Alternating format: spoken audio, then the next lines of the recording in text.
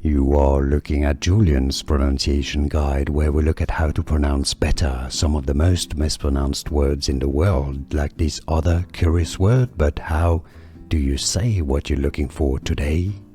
Let's learn how to pronounce these names once and for all correctly. There's going to be different pronunciations depending on the origin of the person or the accent, the country. The Spanish pronunciation is as Ruben, Ruben, with a stress on the second syllable. A similar pronunciation in Portuguese. In English, it's normally pronounced the other way, Ruben, with a stress on the first syllable, Ruben.